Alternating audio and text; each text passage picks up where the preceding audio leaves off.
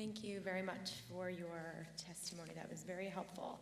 I'm just going to jump around a little bit and then get into my main line of questioning because you brought up a lot of important points. And I also want to bring my colleagues' attention to the fact that Section 74 of the Public Officers Law has no reference to she or her. It's only his or him. And so I hope that we do change that moving forward. Okay. Does JCOPE itself have a sexual harassment policy? For our agency? Yes. Yes, it does. And who enforces that? We have an officer who is designated to do that. It may have been Pepe Chang de Castro, who was our So director of internally you investigations. have someone enforcing JCOPE sexual harassment policy? Within JCOPE, yes, and I believe we've adopted, I know, we have adopted the model policy that has been put out there by the executive branch and in your legislation. Okay. Thank you. I want to kind of take us high level for a moment because I think that this is important to understanding what I often like to call the fortress that is JCOPE, because it's hard to understand what is happening inside of your walls, and I think that's part of the frustration, and I think that it also is part of the public trust issue. So you referenced the makeup of the commissioners, right? That there are 14 commissioners and that they are all political appointees. From your website, and perhaps this is different just from your website versus reality, so 14 commissioners, but it appears that only 12 are filled. Is that correct? That's correct. Both, the way the seats are filled, it is not, and this is the way JCOPE was created. This is our organic statute. It's a genealogical base in that you look at who the appointing authority was at the time a seat was first filled. So there are 2 seats that need to be filled, and who do they need to be filled by? The would be Senator Stewart Cousins and Assemblyman Kolb. Okay. Okay, so we've acknowledged at least that these are political appointees. So doesn't it seem as if there's an inherent conflict of interest with these commissioners' positions because they are political appointees? Doesn't that create a problem when it comes to, for example, let's say one of them was appointed by someone who's being investigated, or there's a vote. I mean, what would that recusal process look like if there is one? And have you dealt with that before? And do you think this is an area that needs to be changed? Those are great questions, and I'll just also say, I understand and fully appreciate the public trust issues when you talk about the secrecy that envelops us. Of course, it's frustrating. Yes. That's actually a very polite way of putting it. The way the statute was designed was to have some insulation. The confidentiality and the secrecy is a two-edged sword. There are issues involving public trust, but I was there at the creation. I was one of the individuals who negotiated the creation of the statute with the other 2 houses. And I was one of 2 negotiators for the chamber at the time.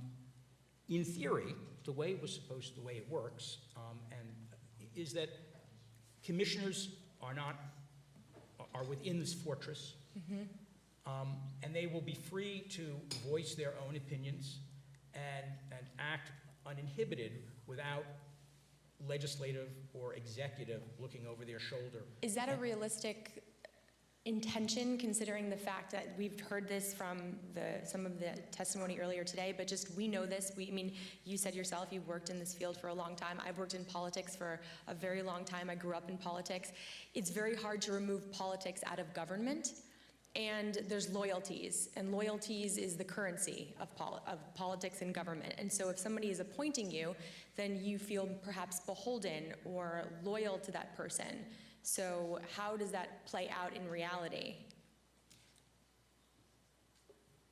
You know, I can't necessarily go into the conscience of my individual commissioners. From what I have seen, perhaps I should say it this way: how is the separation or the independence maintained?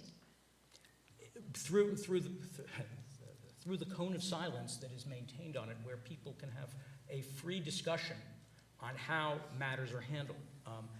I think looking at the Lopez matter, looking at other matters where, and we have numerous settlements and findings of fault, on our website where matters have been resolved before I got there and since I've been there as well. And I think not being able to be removed, you can't be removed at will by your appointing authority. There has to be for cause. And I think the secrecy. Who would remove the person if they needed to be removed? It hasn't happened, but the individual could only be removed. Would be by the appointing authority, and only for substantial, and under the law, substantial neglect of duty, gross misconduct, after written notice and opportunity for reply. So it would have to be a public process. Mm-hmm. So the removal would be a public process? I'm sorry? The removal would be a public process? The removal of a commissioner, quite frankly, my removal would be the same way. Okay. And I'm just there would trying to have be a understand, vote. because I have to say, I mean, I've read the statute many times, and it's hard, it's challenging to, you can have something in theory, and then you can have something in practice, and that's what I'm trying, that's the exercise that I'm undertaking to do right now with you. And I think, in fairness to the commissioners, I have,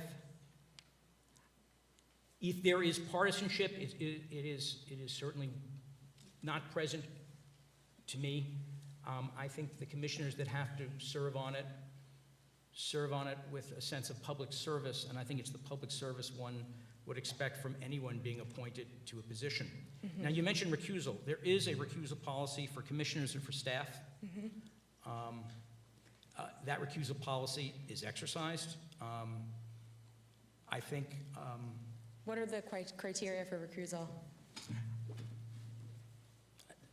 Do we have the recusal? I didn't bring the recusal policy with me, but I will be glad to supply it to you and the members of the committee. And I have exercised, I'll be honest with you, I come from the executive branch. There have been matters that I have recused myself from as well, because as a lawyer, I feel sometimes I answer to a higher authority, which is my conscience, and what else. But